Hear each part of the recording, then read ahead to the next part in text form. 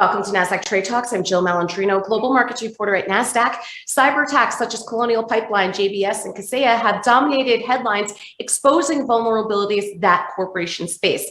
Joining me to discuss is Megan Samford, International Society of Automation's Global Cybersecurity Alliance Chairperson, and she's also Chief Product Security Officer for Energy Management at Schneider Electric. Megan, it's great to have you with us. Welcome to Trade Talks.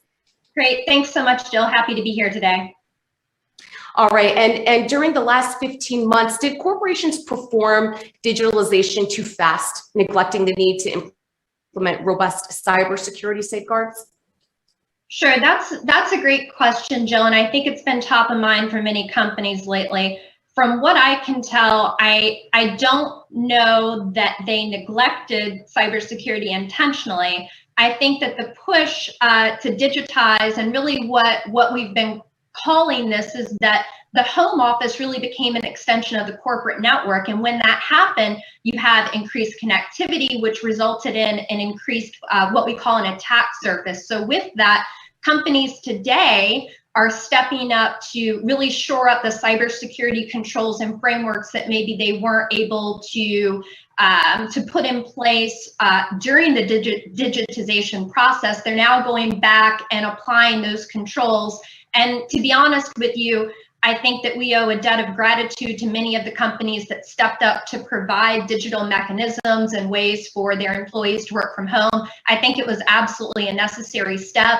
And now we see them going back and doing, again, that due diligence to shore up the controls that maybe they had to put in place very rapidly.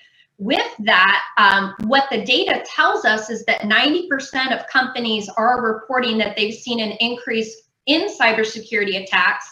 At the same time, 93% of those same companies are saying that they did have to delay those security controls in the past 15 months, and they are coming back. It's one of the reasons why we formed the ISA Global Cybersecurity Alliance, because we wanted companies to be able to pool together and pool our resources together to really apply a common and consistent framework for these security controls, especially as it applies to critical infrastructure protection. The U.S. government cannot stop U.S. companies from paying ransom when faced with a cyber attack. Is there ever a time when paying ransom is a wise strategy? I think it's a wise strategy if it's your last resort. I never recommend paying the ransom because there are some ethical issues in place there. Conversely, there can also be ethical issues in place depending on the type of infrastructure that's being impacted by the ransomware.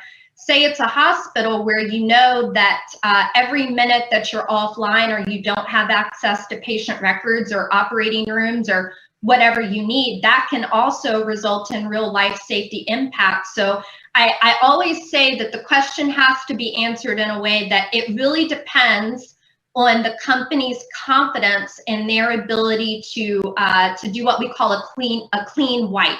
So if you become infected with ransomware, one of the ways that you can respond to remediate the issue is to do a clean wipe of your system. So this is not unlike, each of us has cell phones, right? If you get a new cell phone or you're changing over carriers or whatever, you do that clean wipe and then maybe you'll restore to kind of a clean or a gold image.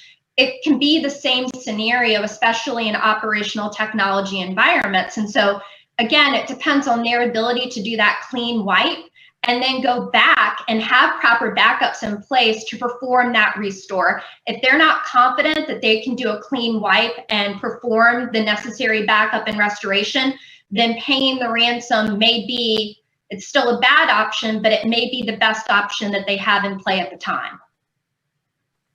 And Megan, a push for government regulation is happening. Is there a proactive approach that private companies can enact to fend off these costly and stringent cybersecurity oversights? Sure, absolutely. I think the best way to kind of reason with regulators and the government or any other entity that has a compliance role in cybersecurity, I think, is to demonstrate that you can and you want to behave responsibly, proactively, without needing regulation. And again, going back to the premise of why Schneider Electric and Rockwell Automation and Honeywell and Johnson Controls, why we founded the Global Cybersecurity Alliance, was to pool together to demonstrate compliance against an international standard that's actually been in the works for well over 15 years now, which is called IEC 62443. And I don't want to throw number jargon out at you all, but what 62443 is it's a common baseline international standard. So it's not just US, it's not European, it's not just Asia, it's not a single country. It is all the countries backing together. And in fact, it's been endorsed by the United Nations. But what it provides us is kind of a single pane of glass of controls that we all seek to comply with, whether you're a supplier like my company, or you're an asset owner like a hospital or Colonial Pipeline or any other significant asset, or you're an integrator. Maybe you're a company that actually installs and securely deploys the equipment. This gives us all a common sheet of music to sing from in applying these controls. So it doesn't create an environment where you have winners or losers, or one group is over here doing one thing, applying one controls framework, and then a customer is dealing with another company that's doing something completely different.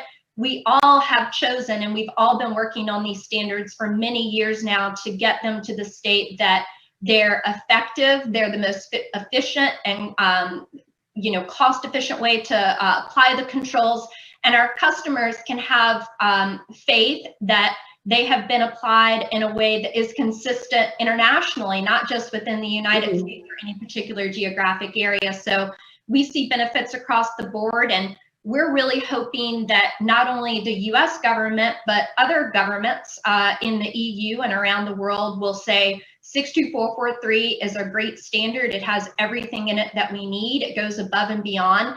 And it's really going to help companies manage risk in a consistent way so that everyone's not off doing their own thing. All right, Megan, we appreciate the insight. Thanks for joining us on Trade Talks. I'm Jill Malandrino, Global Markets Reporter at Nasdaq. Thank you.